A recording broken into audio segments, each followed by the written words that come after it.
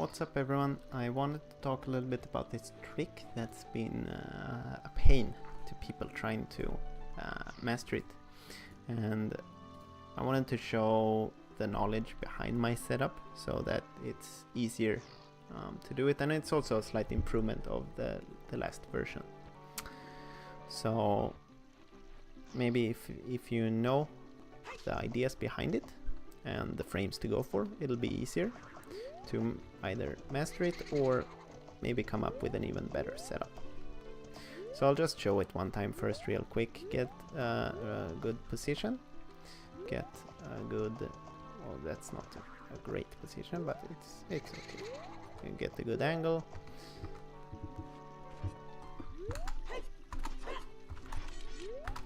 Backflip, backflip, side up, side hop. Whoops.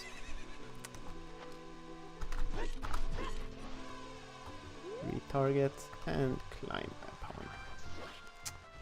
So I've been able to get pretty consistent at this, and you should be able to too, if you just know the ideas behind it, how to make it work. So first off, we'll talk about the postponing range. It's just a square that when you step inside that square, the post spawns, whether or not you're on Epona. If you're on Epona, it will always be a big pow. Right, so right now we're at the back right corner. So we walk a little bit to the left, post spawns. We walk forward and a little bit left, it spawns. Walk left and a little bit forward, and it spawns. So right now we're just on the outskirt of that area. You can also go like this to the left and be on the outskirt of the area until we reach the back left corner. So here we can also go up, but not to the right. This is the front left corner and the front right corner, but we're mostly gonna be interested in this side.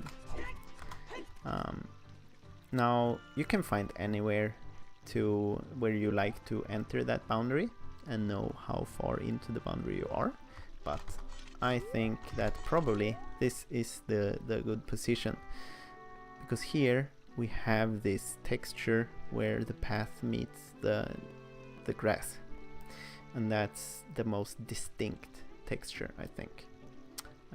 So right now we're standing on the very edge, and if we move just a little bit to the left, we step inside. So this is good to know.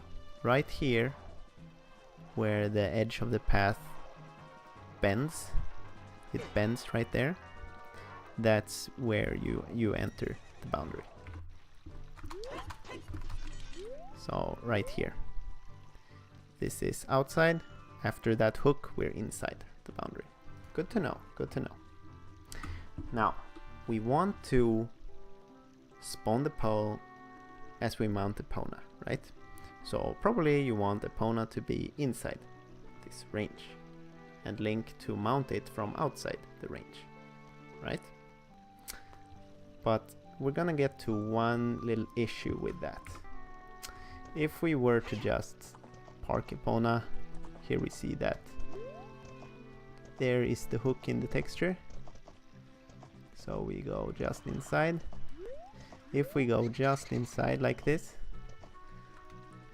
mount, now we're outside, and if we mount, we get inside, right? Sounds reasonable, but there's a problem with that.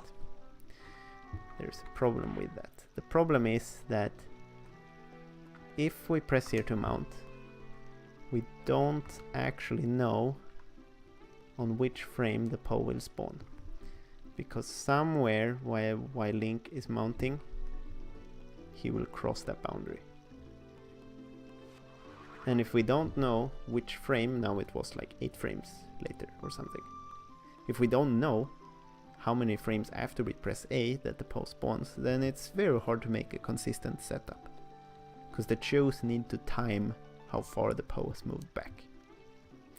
But there is one really good aspect about mounting Epona, which is Link's ability to teleport onto Epona. So if we're a little bit more inside Epona, so that actually inside the boundary, now we're further into the boundary, right? Now, probably Link is still inside the boundary here. I would think so. Let's have a look. Yes, we are. Then we can actually be outside the boundary, teleport into the boundary by mounting Epona. Boom, teleport,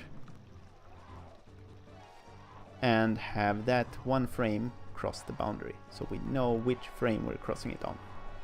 Easy peasy. Now, before we find the perfect spot, to make sure we always cross it as we teleport, I wanted to talk about the angle, right? We're gonna be angling ourselves not perpendicular to the box, which might be the easiest. We're gonna be angling somewhere between this fence and this bridge. So I'm targeting this building here. That's gonna make the rest a little bit less lenient, but that makes it faster for us to get to market later. So that's good. Now, I like to look for, oh sorry, that's the wrong hook. This hook is what we want. I like to park Epona here. It seems to work pretty well. We're inside the boundary. Link is still inside the boundary when he's next to Epona, but if we do this setup, which puts us far away from Epona, still able to mount though, that's outside. So if we see, we crossed the boundary as we got closer to Epona. That means if we climb from here, the first frame will spawn the paw. That's what you want. So this seems like a texture that works, and the longer you're able to teleport, the more lenient the trick will get. So this setup with 2 backflips and 2 side hops puts you 38 units away, and the maximum teleport distance is 40. So you can see we can climb, but if we walk just a little bit back, you cannot climb anymore. So it really is a good position.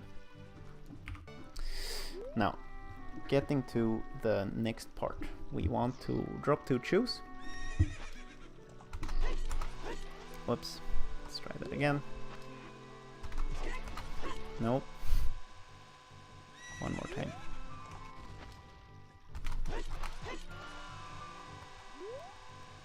And mount Epona so that, whoops, that's not good, so that they kill the pawn, right?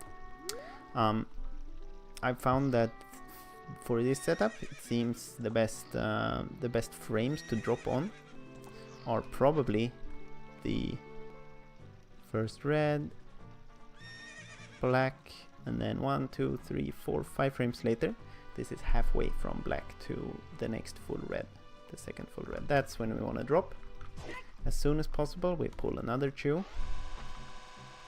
When that one reaches full red, you want to side hop to drop that as well.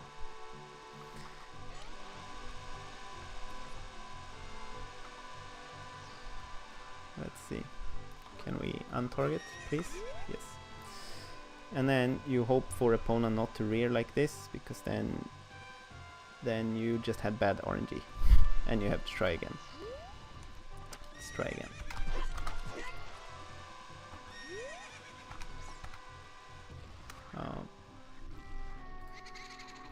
That was terrible.